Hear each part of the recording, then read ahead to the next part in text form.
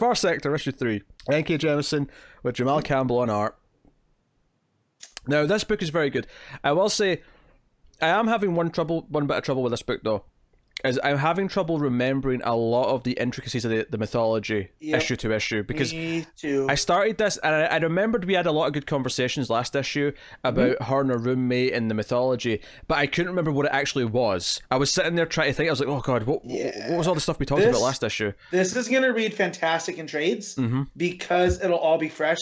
So if you're going to sit and read 3 in a row, instead of having them spaced like we did. So I remember the stuff about the shipmates, and that means when they share basically a last name, they share a culture, and that and what that meant. But I couldn't remember which group was which. Yeah, I think this is something as well, though. It's the same with any new, create your own comic that, especially like a big dense sci-fi thing like this, where repetition. So the first few issues, you do feel like that. Maybe by the time you're on 5 or 6, you've got a firmer grasp. If you go and reread it, you'll understand it a lot clearer. That's kind of how these things typically tend to be with monthly comics. Well, no, I definitely have a vibe on the social stratas of them, and here when she goes to quell that riot, and she's trying to do it peacefully by appealing to them, and how she applies that to her own experiences and even history. Yeah, she was taught by her dad. Yeah, there's one moment in this where it kind of flashes back to something on Earth. It's the first time I've kind of seen anything like this from her. It's just this, one of those war reenactment sort of things or whatever it is. And it's her kind of reaction to that. It's just this little quick moment. So it's like if this was a movie or a TV show, it'd be one of those 1 second flashes. I mean, we don't really get anything out of it yet. It's just like, okay, it's a tease for her history and how it relates to the story here. But it's like a riot where the people who are on the drugs to have their emotions returned versus the people who don't, and the importance of those emotions, and so on and so on. It's a very dark ending because the police force basically just decide to kill everyone because to quell it. They get the order from the counsellor, who obviously we have at the start of the issue from the end of the last one, who we learn is got his emotions. Yeah. And what I like too, that her take on this is so this is really no different than Earth, where if you feel like you're in a high place of ranking, the rules don't apply to you, but you make sure the rules apply to everybody else. And so she gets that vibe. She's trying to. She's like, hey, let me talk to him. I can. Yeah, if we get through to him, he'll tell you this is fine. We can stop, and I can talk him down, thinking that he'll understand because he's emotional and he's on it, so he'll understand some leniency. And then it's like, no, the order came from him. It's too late. They kill everyone, and the book ends with her saying, "All right, you MFers have made me angry," and So we have a pretty good cliffhanger there. I mean, there's a little bit with the roommate as well before this stuff. Just some more character building, but the roommate's like, "Oh, did you spent time alone with the whatever I don't know what his rank is. I've forgotten." But well, then she. So as the thing that stood out to this for me is the lesson from her dad about there's people that want peace just to make it quiet, right? So they'll give peace in the short term, but that doesn't actually solve problems. And you have to agitate for what you want, and you might have to create a little bit of noise in order to have that lasting peace. And there's so that's something my dad said, and then there's an editor's note, but it said, also Martin Luther King, which we just had the holiday here, at least in Nevada. There's some states that don't, but anyways, so I thought that this coming out on that week was a real nice touch. And what she tries to do to where she automatically sides with the people that are protesting to have their emotions. Yeah, because she's kind of like, look, hey, I get it. You want to protest. I understand that, but you didn't go through the right procedures. I'm an officer of the law. You're going to have to stand down and disperse. Yeah. But give me your demands. I'll take them to the council. I'll make sure they read them.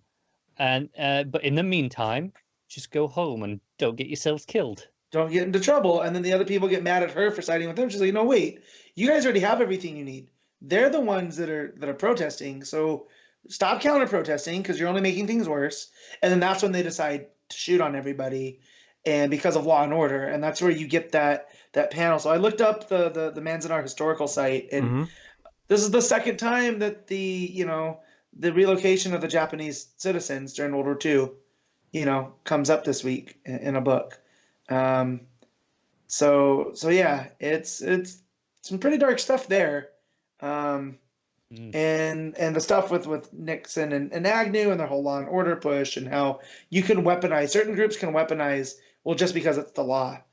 And, just because it's the law, an unjust law is still unjust, and that's where she's like, all right, well, I'm a Green Lantern. I don't have backup. I got to do this my way. And, I'm really starting to like Jo, like as a Green Lantern, where we're finally starting to get to know her as a character. And she's not just this Green Lantern, stranger in a strange land. No, she has values. She has principles. And she's going to, I don't want to say enforce because that seems rough, but you know what I mean? She's going to do what she thinks is right. Yeah, it also mentions she's waiting for like a message from her mum. Like she is actually sending mail back. It just takes a long time to go through. Yeah, because it's got to relay through different stations. Yeah, it takes time. Yeah. It makes sense. She talks about how she grew up watching westerns and all that. Yeah. But all those seem to have these loner characters who don't have anyone to tie them, to anywhere else. But she actually does have family. She does have people she cares about. And then I got thinking, I was like, this is a frontier town. It's Far Sector, right? Mm-hmm. Like, I didn't think of that earlier. I guarantee you that we're going to get one of those emails with bad news, and it'll be way too late because of the time delay. Yeah, right. Yeah. But yeah, no, I'm starting to like Jo a lot, and this book's the art always fantastic. Like, there's a small touch I really like in regards to the art is the way the editor's notes are handled.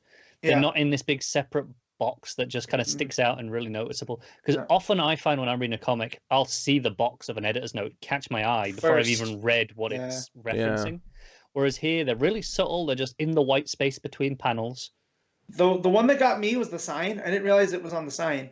I just saw the editor's note and it says translated, and I was like, wait, what is and then I see it on the sign. So it was nice.